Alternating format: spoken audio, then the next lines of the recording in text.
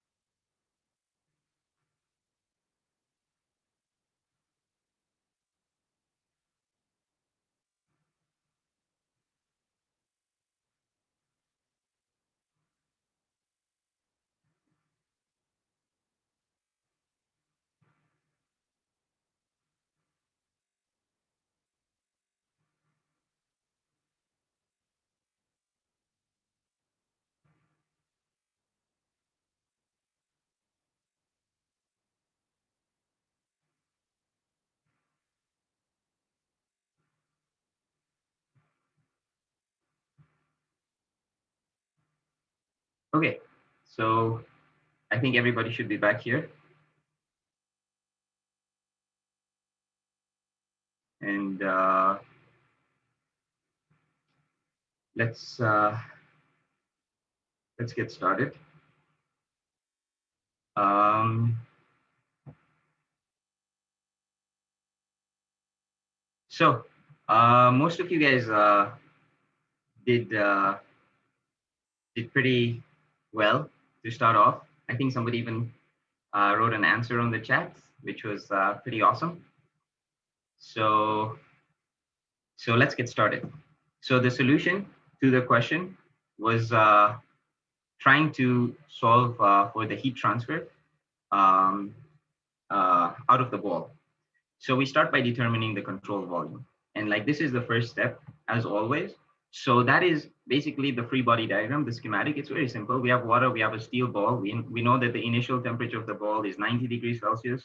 The one for the water is 30 degrees Celsius, right? And after that, we have to draw our control volume. So this is where it gets kind of tricky, or it gets kind of important, but it depends where you draw the control volume will determine how you do the energy balance. So if that is how we have to draw the control volume. You see, we have a steel ball and we know that the temperature of the ball is 90 degrees Celsius. And you see, it comes to understanding the question. So if the temperature of the ball is 90 degrees Celsius and the water is 30 degrees Celsius, the temperature will move from the ball into the water, right? And in doing so, we draw a control volume around the ball, and we know that energy is leaving the ball into water. You see? So that in itself explains the whole question to us. Now we know exactly what we need to do. So in doing so, we can then go and we can now define our energy balance with the control volume that we drew.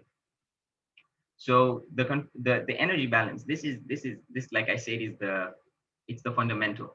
You see, the energy in minus the energy out plus the energy generated is equals to the energy stored. And we know that the energy in is equals to zero, right? Because the ball is at 90 degrees. So there's no energy coming into the ball, right? The water is not getting into the ball. No mass is entering. So the energy is equals to zero. The energy generated is also equals to zero because nothing else is happening. You see, like obviously if you take into account, I mean, 90 degrees is pretty low, but if the ball was at like, let's say 700, 800 degrees Celsius, then there would be a few phase changes and things like that happening.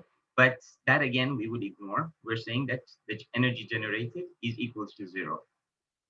So what we get is that the energy out is equals to the negative of the energy stored. Okay. And that basically defines our question for us. That basically simplifies the energy balance completely.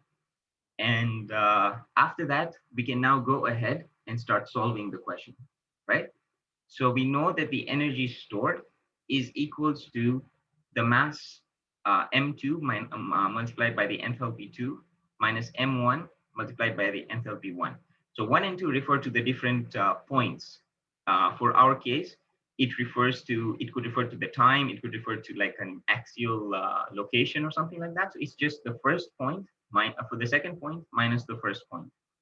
So we know that there is no mass change. The what do you call the steel ball is not gaining any mass. It's still the same mass, but there is an enthalpy change, right? Because the enthalpy at the second point is going to be different from the enthalpy at the first point. So we know that QST is equals to mass multiplied by the change in enthalpy, right? And from that, we know that the change in enthalpy, it's there in the notes, I think. If you do the integral and everything, you get that it's equals to Cp delta T. Um, and we know that Cp is given to us in the equation. If not, then it's tabulated somewhere. And we know that the mass can easily be defined using the density multiplied by the volume. Okay, so we know that the energy stored is going to be the what do you call the density multiplied by the volume multiplied by the Cp multiplied by delta T, where Cp is the latent heat, by the way. I never mentioned this, but Cp is the latent. Sorry, not yeah, it is the latent heat, right? And from this, we can get that the density is 8,000 kilograms per meter cube. This was mentioned to you. You see, now it becomes plug and chug. The main part was the energy balance and the control volume. Once you have that, then it's just plug and chug. Then you don't really like have to like use your brain too much. You're just like putting it in the calculator and getting the answer. So we get that the density is 8,000 kilograms per meter cubed. Then we get the volume, which is 4 over 3 pi r cubed, right? And right, specific heat, not the latent heat. Sorry. Yeah. Um, then we do the 4 over 3 pi r cubed, right? And finally we have the specific heat, not the latent heat, which is 434 joules per kilogram Kelvin, and the temperature difference. You see the temperature difference over here, temperature 2, which is going to be at time 2, is 30 degrees Celsius, minus temperature 1, because we know that the initial temperature of the ball was 90 degrees, you see, and the final temperature is going to be 30 degrees Celsius. So from that itself, now the important part over here again comes to, now that we've written everything, we should look at the units. And we should make sure that the units cancel out with each other. And this is super important. You can see like over here, when I was calculating the volume, I wrote 7.5 divided by 1,000 first. And you can see even I messed that up because I took it in millimeters initially. You see? So it's very important to take into account the units, because if the units don't get together, it's so unfortunate that like all your work, the final answer would be wrong, right? And oh, can I explain how the final temperature of the ball is 30 degrees Celsius? Okay, so you see, we're saying that the ball is submerged fully into into water, right? So the ball is initially at 90 degrees Celsius, right? That's the first temperature. Now we want to know that the energy that will be released from the ball to the water, right? And it comes, the temperature of the water is 30 degrees Celsius. In saying that the temperature 2 of the ball is 30 degrees, sorry, that's not what I meant. What I meant was that the second stage of the where the temperature is, where the energy is going to, comes to 30 degrees Celsius. Was that clear? Because that was the temperature of the water. Yes, the final temperature is between 30 and 90. That is the second part of the question. But what I'm trying to say is that the temperature of stage 2, basically, you see, is 30 degrees, because the temperature of the water is 30 degrees and the temperature of the ball is 90 degrees, right? So I hope that was clear. Okay, cool. That's awesome. But yes, so there we go. We have that. You see, now you put it in your calculator and you just plug and chug, and you end up solving it. So there we go. We can now solve the question. You see, you do QST is equals to negative 368 kilojoules, and Q out is negative QST. So Q out is 368 because our arrow is going out. You see, so it has to be a positive number, right? So we solved that very, very quickly. I think somebody posted this in the answers in the chat, which is awesome that you solved the question so quickly. So, I was just wondering, in the previous slide, the temperature still in Celsius? yes, because when we do a temperature change, you see, if we put it in Kelvin, for example, all we're going to do is we're just going to add 273 to 30 degrees, and we're going to add 273 to 90 degrees. So it doesn't matter whether it's in Celsius or whether it's in Kelvin, because it is it's going to give us the same value, right? Right. Yeah. Thank you. No worries. So yeah, so that was it. That was a very straightforward question, and like you see, if like we follow the steps, everything like so simple, and it all makes like a lot of sense. So that's basically the answer for question 1. Somebody solved it, which was awesome, and yeah. So, oh yeah, a side note, I should have mentioned this before. When I was making the slides, this is where it came up as well. There are a few assumptions, you see. We assumed constant material properties. The specific heat of steel is not constant at all temperatures, right? There is a lot of heat that is also going to be transferred to the beaker or whatever it's stored in. So that's another assumption. And again, we're assuming that the steel ball is at all times surrounded by water and it's not touching the water container at all. You see? So there are a few assumptions we made, but this is very close to reality. Because if somebody went and did the actual experiment, they're actually going to find that this is very close to the actual answer, right? So that's just a side note. It's not something that you have to dwell on too much, but it's later on you'll realize how powerful this course is actually. So yeah, that was the whole thing for question one. So we will go back to part B, right? And now we have been told that what is the new temperature of the water if there are 20 liters of water in the tank, right? And somebody brought it up. Somebody mentioned that it's supposed to be between 30 and 90. Yes. So the water should also be between 30 and 90 degrees Celsius, right? So that's another very cool thing that somebody observed. But yeah, now we're being told what is the new temperature of the water if there are 20 liters of water in the tank. Okay, I'd love to put you guys back into the breakout rooms. Some of you guys were not participating at all, but some of you guys actually solved it, which is really, really cool. But I don't think there's time right now because it's already 3:30, and I don't think we'll have enough time to do another session of the breakout rooms. I can put you there and give you like 5 minutes to try and solve it, and then we can go through the answer because it's not that much. So I'll just assign you randomly to breakout rooms again. Just copy the question down, and I'll just give you guys like 5 minutes, and then we can start.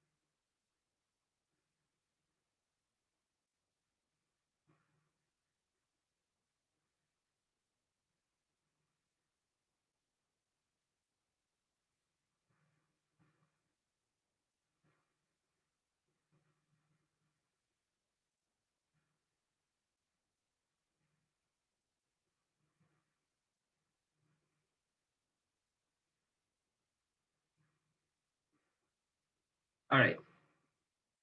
So that was the second one. Second question. I don't know how far most of you guys got because I didn't visit all the rooms. But anywho's, so that was the second part of it. And now we have to determine the temperature of the water if there are 20 liters of water in the tank, right? So let's get started. And again, we start with the control volume. It's always start with the control volume, right? So that was our initial setup. We have a beaker or like a container rather, the steel ball, the the steel ball temperature and the water temperature initially, right? And now the control volume changes a little. Now you see the control volume is just the water except the steel ball. You see? So now we're taking into account just the water. So this is kind of a different sort of control volume, right? So now we have to determine the energy into the ball, right? To determine the temperature of the water, because it was if we drop something hot in a bowl of water, obviously the temperature is going to go up, and the energy is going to transfer from the thing that was hotter to the thing that was colder. So the control volume kind of changes, and this allows us to determine where it's going to be. You see, even the control volume, an important part is to note that the dotted line is just at the edge of the water, but inside the beaker, not outside. You see, and it's outside the steel ball, not inside the steel ball. You see, it's very important to note that, because if you draw the wrong control volume, you'll use the wrong energy balance. Okay, so that's that. Next step is always using the energy balance. Again, we start Q in minus Q out plus Q gen is equals to Q stored. For now, we know that Q out is equals to 0 because we're not taking into account, for example, the energy that goes from the water to the air, or the energy that goes from the water to the container, or anything like that. The next thing is also there is no generation of energy within the water itself, right? And therefore we get that the energy in is equals to the energy stored. And now we go back again to the energy stored.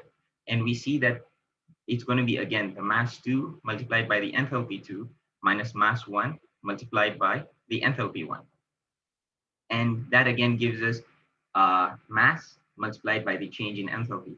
And you should note that overall, there is something added to the water, but our control volume does not include that, you see? So there's no change in mass. It's just change in enthalpy, right? Because we've not added more water into our control volume. And from that, we can see that we get mass multiplied by specific heat multiplied by change in temperature, which is equals to the, what do you call, the density multiplied by volume multiplied by the specific heat multiplied by the change in temperature, whereas change in temperature is T2 minus T1, where T2 is the final temperature. This is what we're looking for, right? And temperature 1 was the one we were given at 30 degrees. And the specific heat of water is taken approximately at 4,200 joules per kilogram Kelvin. Sorry, I did not mention this, but I should have mentioned it in the question, but it's taken as around 4,200 joules per kilogram Kelvin. A side note is, you guys are pretty lucky that, that these things are given to you, these numbers are given to you. A couple of years ago, well, quite a few years ago, actually, all these things had to be memorized. The specific heat of water, the density of steel. I think it's really cool, but it's given to you, so it's fine. So yeah, so that's that. And now we know that the energy in, this is the same as the energy lost by the steel ball, right?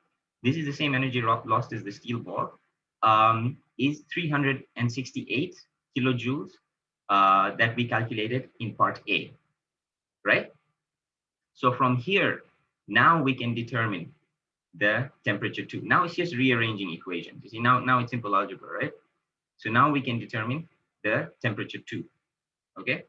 And we can get that it's Q in divided by the specific heat, the density, the volume, plus the initial temperature, okay? This is just like rearranging the equations. I'm pretty sure you guys did it okay.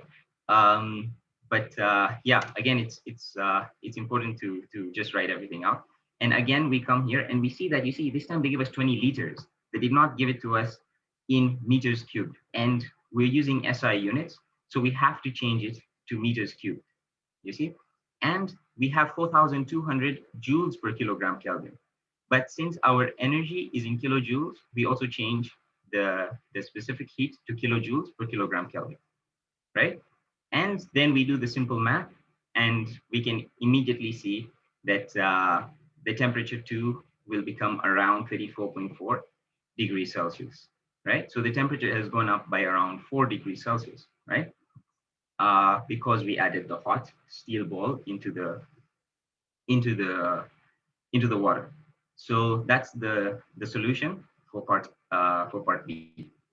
Okay, and we only have one question today, and that's the end of the question.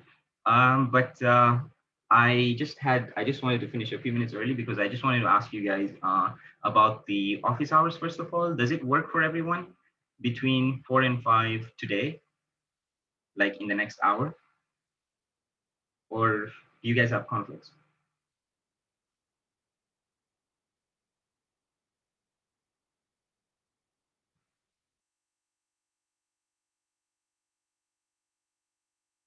Um, Nobody saying anything? Okay, so I'm gonna assume it's totally fine. All right. If you guys are feeling shy, just send me an email and tell me it's not fine, and I'll change it. All right. Uh, but yeah, in that case, I'll be online for the next hour or so. So if you guys have questions, just let me know. Also, the other thing is, if the breakout room thing is not working for the most of you, I can change it up. If you guys would prefer that I do two questions instead of one without breakout rooms, or if you guys would want to continue doing one question in depth, um, we can go either way, whatever works best for everyone. So if something doesn't work for you guys, just let me know, and yeah, I'm happy to change it up. But yeah, other than that, that's it. And I guess I'll see you guys on Monday next week or the next hour because I'll be online. So if you have any questions or if you didn't understand the specific part, just let me know, and we can go from there. All right.